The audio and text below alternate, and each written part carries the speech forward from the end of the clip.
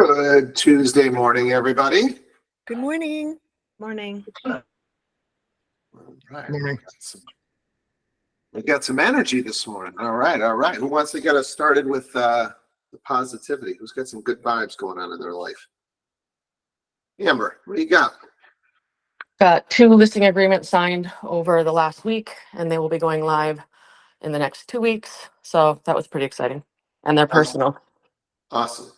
Keep your hand up for me, just so I can remember. I want to come back to those. I just want to go through what those conversations sounded like as far as offering comp and stuff like that. So, Jeff and Linda.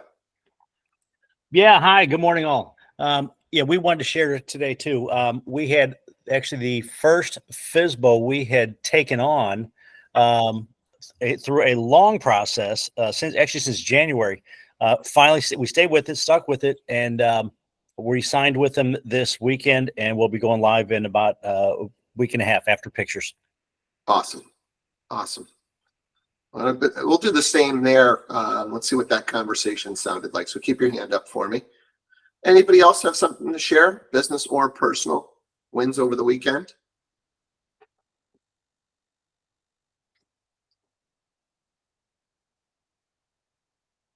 All right. Amber, let's just talk to me about those conversations. With the new world that we live in, were they different conversations? Were they kind of the same? Just walk us through it a little bit. So both of these are personal. One is actually, I sold her house a couple years ago, but she wants to move down south now. The first one is a friend that I know from the grooming world, and she sold her business and is also moving down to Florida. When we began talking, she was in the early stages. They haven't done the divorce, nothing like that. So comps were very different. The town that she lives in, there aren't a lot of comps because not a lot of people move. And she didn't want me to come over because the house was a disaster. I told her that's not what I was looking for. I was just looking at the house itself and to give her ideas. She didn't want me coming over because she didn't want him to know that that's what she was getting ready for at the moment. So she did a lot of things like floors and painting and things that I probably wouldn't have concentrated on as much because there's a couple other things I would have concentrated on. Needless to say, when it came down to recomping it, the comps came in quite a bit lower. And he, wouldn't sell unless it was 500,000. Can we put it on for at least 475? I said, we can. You're technically the boss. We can do whatever you want. But if we do that, we're going to lose the momentum. So we compromised. We came in pretty much right where I think it should be. And I said, listen, if we go, get open houses and, we're getting no feedback, we're getting, nobody coming to see it, then we'll know. But I think it's priced where it should be, and they'll probably get closer to what they wanted, not nowhere near 5. But Yep. I think it's going to be, she was a little upset about it because of the amount of money she put in. I said, that's why I told you to call me first. The second one, pretty straightforward. Let me pause there. Okay. So the first lesson here is, and it sounds like Amber did the best she can. You guys have got to get into these houses the minute you know that they're thinking about selling. And they're going to give you every excuse, or a lot of sellers are going to give you every excuse why now is not a good time. And you just need to make sure that they understand now is the best time before you make some decisions and spend some money or some of your time doing things that are not going to help sell this property, get you more money, etc. So I don't care how bad the property is. Maybe there's a situation here where you got a divorce going and you don't want the other significant other. Then figure out a time where the significant other is definitely not going to be there. But we've got to get in these houses as fast as possible once we know they're thinking about selling. So that's the first thing. You guys have got to push. And sometimes you're going to push and push and push, and you're not going to be able to get in that house, and that's okay. But if you're not pushing, you're missing out, and they're missing out. And then the second piece, Amber, was just what did the compensation for the buyer's side look like? Because maybe you had a different conversation before, and what did you guys end up deciding? So I did let her know that since we began talking, that things have changed. I told her this is what I normally do, which is no longer allowed. So we're not going to put compensation in our contract. But just so you know, everybody's going to be asking, um, you know, what, whether we're offering it. I suggest we do. And I crunched numbers. Worst case scenario, this is what you'll end up with at the end with all the compensation. If we can get it lower, does this number look good to you? It did. So, yep. So let's pause there too. If you're not doing a seller's net sheet, I think you're missing out as well. We've got to set realistic expectations. A seller's net sheet, just a simple spreadsheet where you can put in, here's the sales price, here's my commission. On average, we think the buyer's comp is going to be somewhere between 2 and 2.5. Let's figure on the high side, 2.5 is what you're going to pay out to the buy side, right? You've got all these other closing costs. This is what I think you're going to end up with at the end of the day at this price. And make sure it's just very clear to them so that, they don't think 475 less your commission, that's what they're getting, because that's not what they're getting. Okay, let's talk about the next one. Or basically, let's just talk if there's any differences, Amber. Anything that's just different that we should talk through on this one? No, I did the same thing. Again, she wanted more for the property. I told her, that wasn't going to happen. She has a few issues that we need to work out. But, it's going to be a tough one because it's a mom of 3 young kids. They have 2 large dogs getting in that house. So again, I pushed the point that we need to get as many people in here during the open house and get offers coming so that we don't have to keep getting the kids out of the house, cleaning the house, getting the dog. It's again going to be one of those tough ones, getting them to do what they need to do because, she's a nurse, she's busy, she's got 3 kids. So, same conversation, just basically telling her, try to keep the house clean and let's get as many offers in, so we don't have to, keep showing it and kicking you out. So, guys, in general, your average seller thinks their house is 10 to 20% more, has more value than what the market is going to bear, right? And that's a normal thing, 10 to 20%. So $500,000 house, they think it's worth at least $550,000. And it's because they've done it exactly the way that they want it. So to them, maybe it would be worth $550,000. But to the general market, it's rare that you're going to find another buyer that wants it exactly the way that they want it. Right? And that's what you've got to kind of explain. Yes, this is exactly the way you want it. Probably not going to be exactly the way everybody else is going to want it. I'm looking at the comps. Here's what things are trading for. If you haven't watched Sharon's pricing progression, you need to watch that multiple times so that we're not getting in an argument with our sellers about the pricing that we're going to come to market with. You can lose a listing and somebody else is going to buy the listing if you're getting in an argument over pricing. And what I mean by buying the listing is they're going to tell them that it's worth more. So if they're telling them it's worth $550,000 and you're telling them it's worth $500,000, I don't give a shit how good of an agent you are, how good your marketing is. They heard this person thinks $550,000, you think $500,000. I think I should just give this person a shot because if I go with you, I'm leaving $50,000 on the property. I don't care if your numbers are dead on. That's what they hear.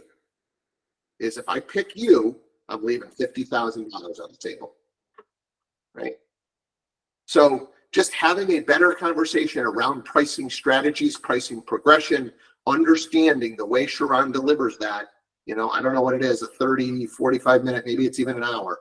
I'd watch it multiple times so that you nail this conversation. The worst thing you can do is get to the listing table and not walk away with those listings.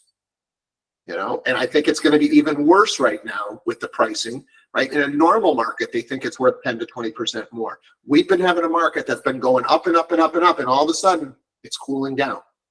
So they could be really off 20% or more on what they think based on what their friends sold for and their friends sold not too long ago. And right. So these are going to be difficult conversations that you guys have got to be prepared for.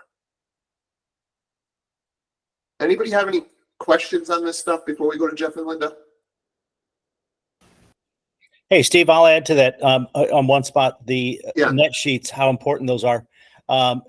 If you don't, you need to do a net sheet for them to sell. They need to know what they're going to pay out. Yes, all decisions, good decisions, will start with knowing the numbers. Yes, I think we agree on that.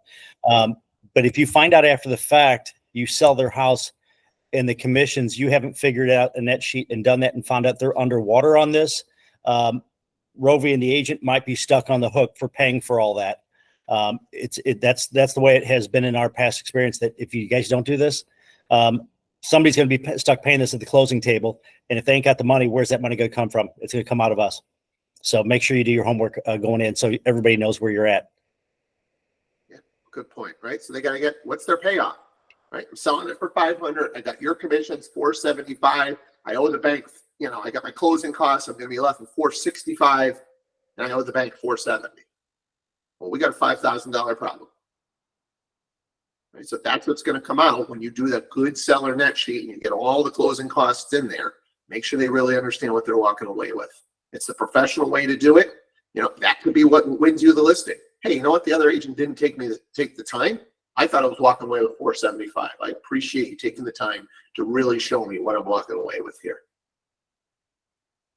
All right, Jeff and Linda, your situation with your FSBO, FSBOs typically don't want to even pay you, never mind the buy side. So how did that conversation go? This was a long one.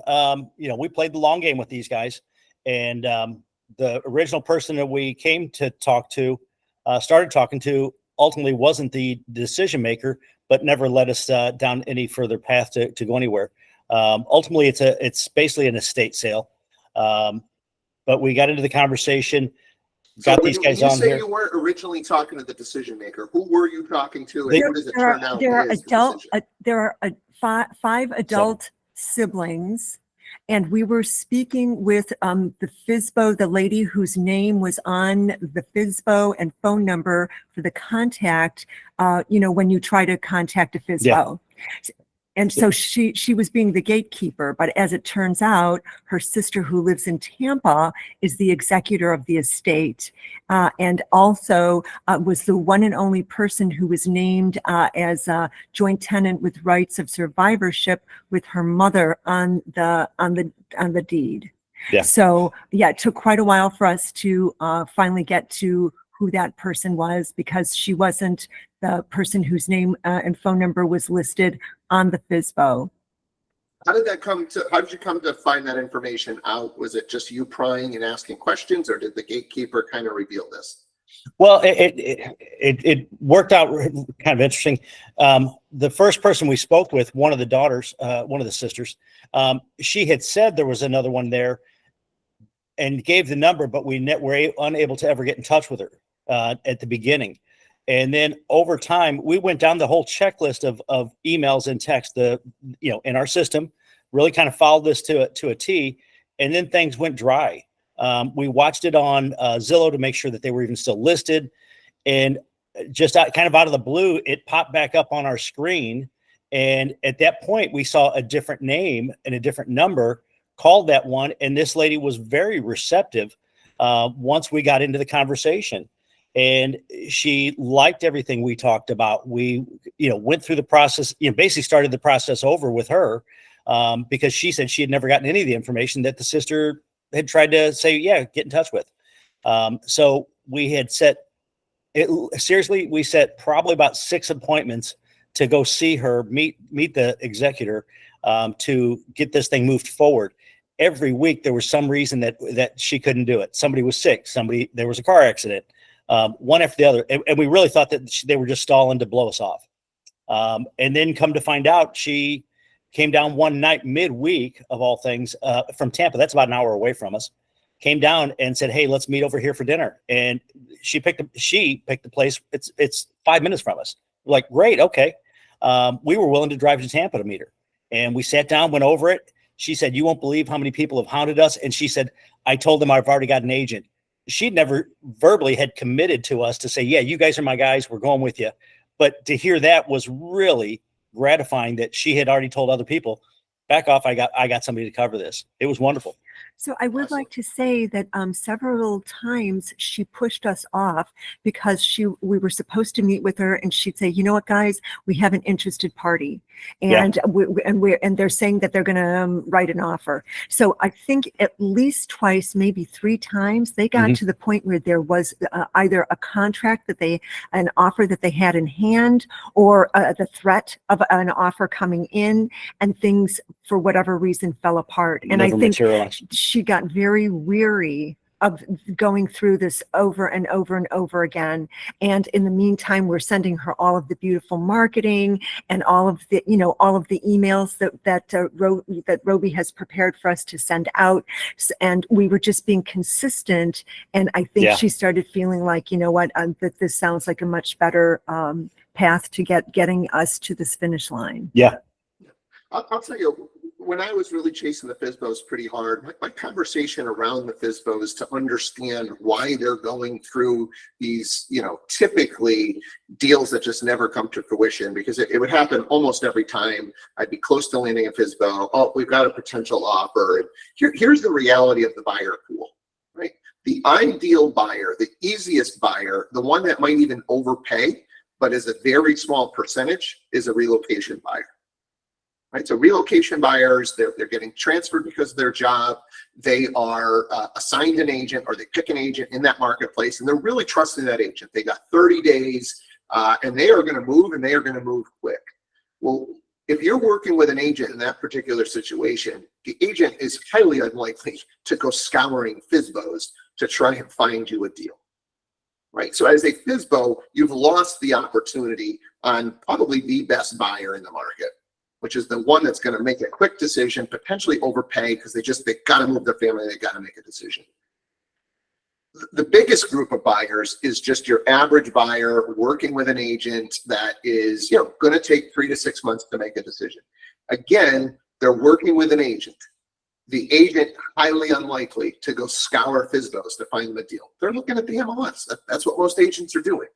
Right, so now, Mr. FSBO, you've lost out on that second group, the largest group of buyers. So really what you're left with is the people that are looking for a deal, right? You're looking for investors, you're looking for people that are working without an agent, they're just trying to find a deal here or there, and typically they're going to be lowball, you're not going to get market value, and they're going to be messy. And so that's who you're attracting, typically, as a FSBO.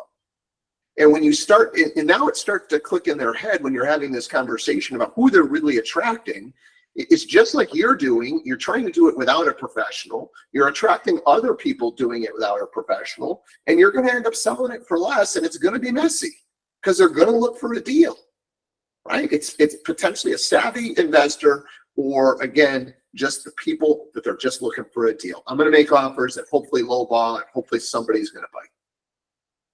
Right, and so that's typically what happens. Most FSBOs they had an offer, it fell apart. They had a couple offers, fell apart. It's because they're not working or attracting professionals to represent these buyers. So that is pretty common what you guys are going through, from my experience of working with those FSBOs. So, what the commission a part of this one look like? We've had the conversation with them. We got our fee. We told again, conversation. This is all negotiable. However, here's our fee, which we can clearly state this is our fee. And then we did get into the conversation on the buy side, what you're going to do for this. And we have had to go back and forth with, we have the Florida legal hotline down here that we can utilize. So the conversation is, how much are you going to offer? Are you going to offer anything? Or are you going to let them negotiate it out? According to Florida legal hotline, and we had to go through this a few times because it's just the wording of it is, there's a spot for us, obviously, for the broker to pay it, for the seller to pay it directly to the buyer's broker, or offer no compensation. Those are our 3 options here. If they offer no compensation, that's the offer. There is none. If you put in the second one, seller pay the buyer's broker directly, you have to fill in a percent. You can't put in a range. You can't say up to 3%, up to 2.5%. Can't do that. But whatever you put in the blank, according to our code of ethics, you have to share that in the spirit of cooperation. That's part of the ethics, that you have to provide that. So the question then is, well, then how do you negotiate if you have to offer it? Well, we've talked to a couple different lawyers and a couple different conversations on this through the hotline. And one said, you made that at 2.5% at 500,000. So if somebody offers 450 instead of 500, you can then negotiate it because it's not the original, what you had written in to the agreement. But if there's a number in there, you have to share that number. And our question to the legal hotline is, if we can negotiate it, why are we putting a number in at all? Fine, we will offer it. So what did you guys end up doing on this one? We know what they will do, and they are willing to offer something, and they've got a number in mind. But now we originally, because of the conversation, she said, we'll put nothing, no compensation, and then we'll negotiate it. Well, we can't put no compensation if you're willing to negotiate. So we have to go back. See, I would disagree. I mean, why can't you? Right? Hey, I'm not offering compensation, but if your offer happens to have compensation, I got to present it and we'll negotiate. I just, to get tied into a number, I think I think we're making a mistake. So I think you've got to go with nothing. We don't disagree with it, but like I say, this, according to legal hotline, if you say no, it means no. No, it doesn't mean no. Because if the offer comes in, you have to present it, and now your seller can change their mind. It means no for now. Yeah. Right. That's what it means. I really wish that they would revise the form and have another option that says, we'll negotiate with each offer. Yeah. Because we're getting mixed messages and being told different things on how to handle this particular situation. Yeah. And of course, this is all new to everybody. It's very fluid, but that would be I think very helpful. And for clarification purposes, to just add another option in there of we'll negotiate. So I'd like to put that in their little suggestion box. Katie, did you have something to add? Yeah, I mean, so I talked to I didn't talk to Connecticut Legal. I had an agent talk to Connecticut, and then I spoke to MAR, and they didn't say that at all. I mean, our contracts are obviously a little different than yours. They don't have a space that you can strike it, but you don't have to put anything in that area. And then in additional provisions, I would just write, seller was willing to offer compensation based on net. Because that's really what it's about. And for a seller, they're going to be willing to offer out based on whatever their number is that they need to get. Right. So I'll look at the contract again in Florida and see if we can come up with a creative legal way to make sure that you guys can get that, because getting them to change the forms right now, I don't think is going to happen. But I like that, Katie. Let's just put in additional provisions. Seller willing to offer based on net amount of money to seller. So what about well, I think that we're speaking more specifically about the addendum, the sheet that says compensation, the seller to the buyer's broker.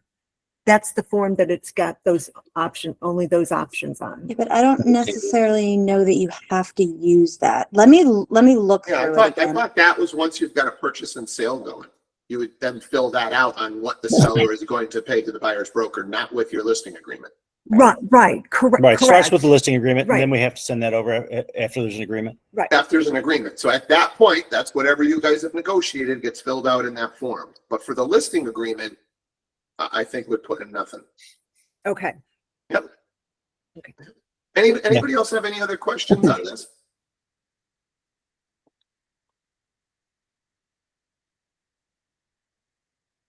All right, who's got another situation? Anybody have something they're dealing with that they really need some advice on? We have 5 minutes left here.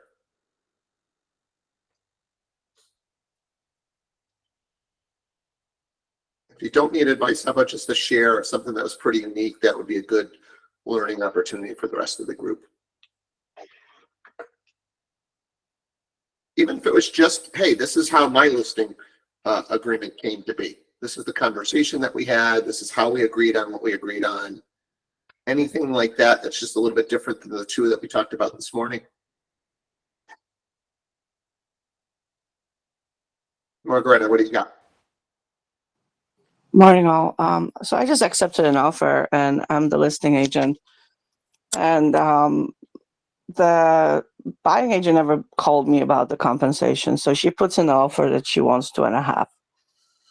And my seller just offered 2, which was nice enough that he did. So I call her back. I'm like, thanks for the offer, going over it. But my seller only is offering 2. And she was very pushy. He's like, well, are you going to lose the sell over 2.5? I'm like, well, that's just what we, based on our net profits, this is what we're looking for. And she's like, well, I want you to go back to your seller and have it rejected. I'm like, okay. I did, of course. And we both agreed that we're going to stick to 2. And that's that. So I went back to her and she was very upset. I think she just didn't understand maybe what's really this new change is about, and said, well, so you're saying you really want, because, technically we would have to eat the difference of 0.5%. So she's like, well, I'm going to have to, technically increase my price by the 0.5%. And I said to her, correct. She was not happy. And that was kind of, whatever. But she came back and they accepted. So I don't know what exactly happened on their end. If the buyer did they is raise the covering price, it, Margareta, or did they just accept the 2? they just accepted the 2. So we technically netting more than what they would. Yeah, I mean, this is how it's going to go down. If the buyer has the leverage, right? If they were the only buyer in this particular case, and they're going to walk away. What was the price point, Margareta? 335. Okay, so we're 0.5%. We're talking about $1,500. And for either side to lose this deal over $1,500 seems crazy to me. But it seems crazier for whoever's got the leverage, right? If the property's been sitting for 60 days and you've got the buyer, to have a seller let a buyer walk away over $1,500 seems pretty crazy. But if there's, first weekend on the market, 6 offers on the table, and you're trying to get your 2.5, seller's got the pick of the litter, somebody else is probably going to go to 2. And then you got to try to get your half directly from your buyer, from your lender, etc. So good share, Margaret. Anybody have a unique scenario to talk about getting a buyer's agreement signed, or, hey, I did this, and initially they weren't going to sign, but I tried it this way, I got them to sign, or any kind of a share around that was interesting or different or new?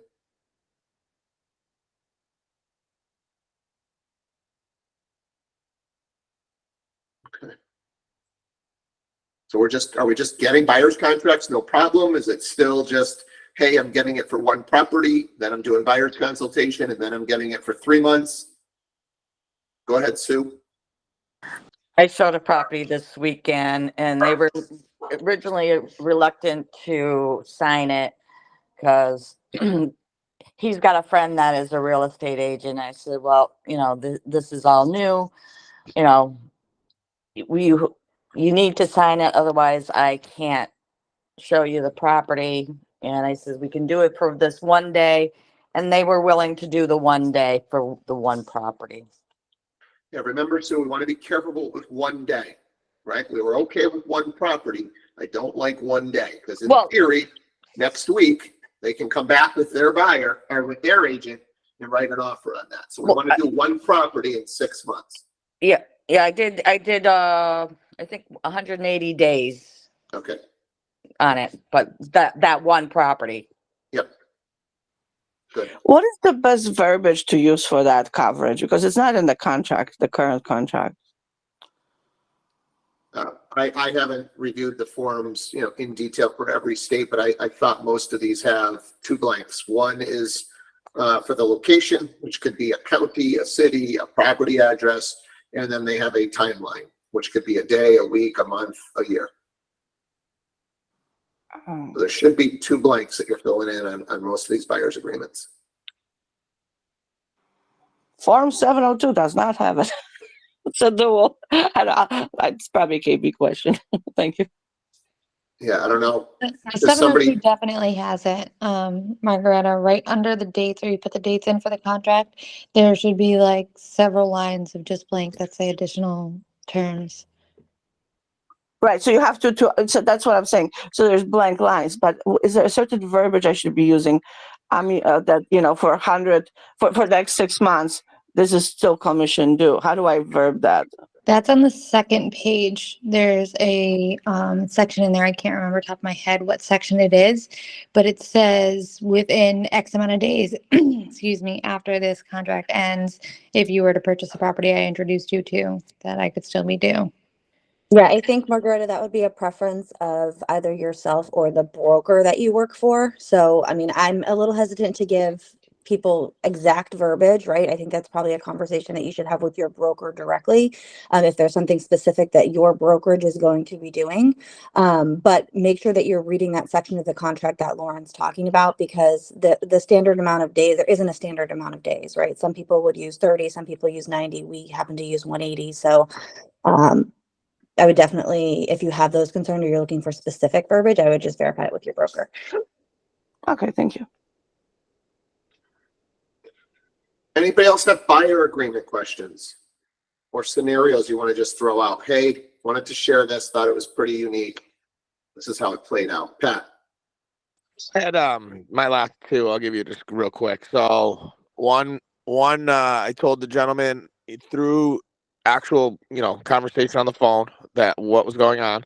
He said, "Yeah, I understand. Send them over." I sent them over, and then he came back to me about an hour later and said, "Oh, unfortunately, I'm not going to sign any of that stuff. I have a family friend who I'm going to use, and we're doing a buyer consultation at that time." So the fact that he said buyer consultation set off a lot of red flags. So clearly, he was either trying to just get me to let him in the house, or he already had an agent, prior to getting with me, because the regular general public doesn't use buyer consultation. And then the second one, I basically wants to see an So investment property. just to be clear, on the first one, you're just saying, hey, I saved wasting my time with this guy. Yeah?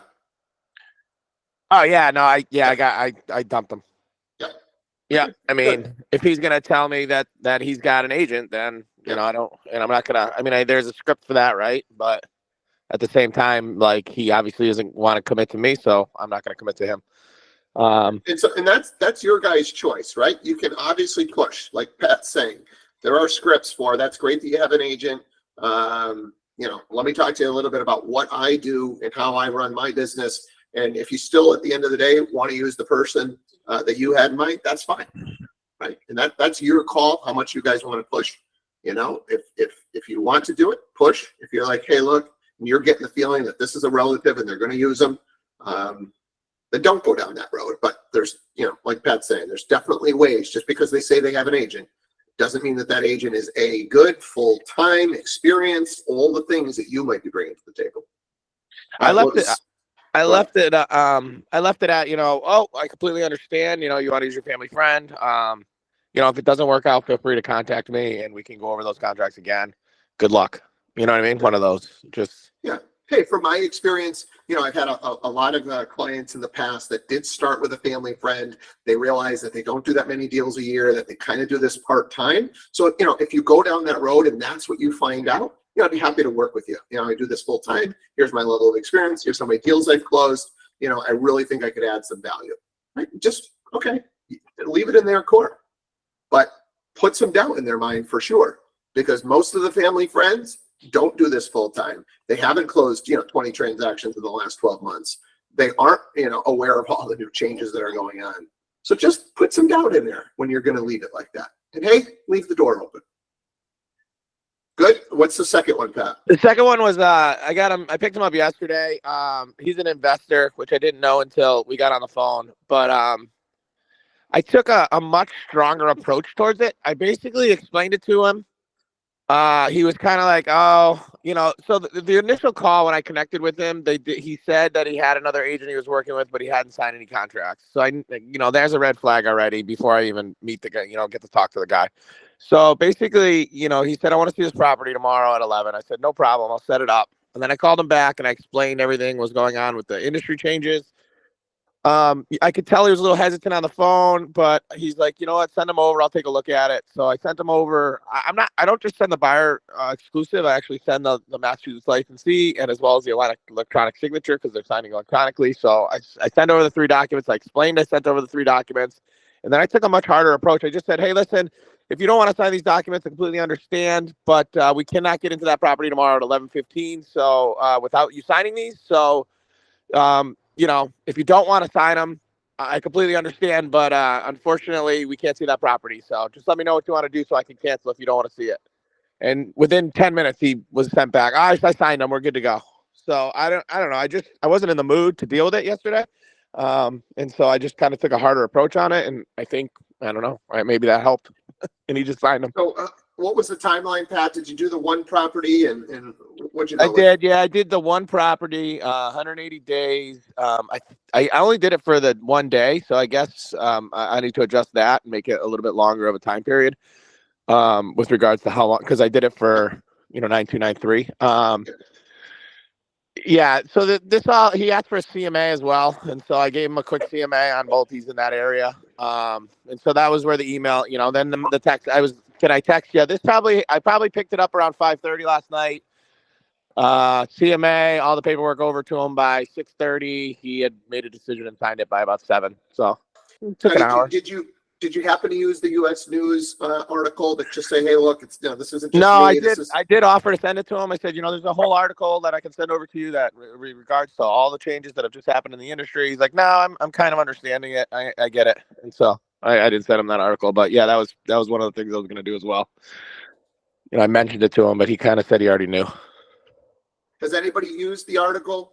Any kind of interesting share around using the article?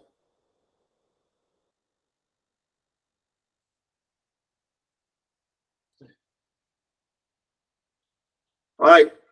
Great start to the week, guys. Have an awesome Tuesday. And we will get back at it again tomorrow morning. All right. Take care. Great shares today. Thank you. Thank you. Thanks. Have a Have a good great day, one. everyone. Thank you.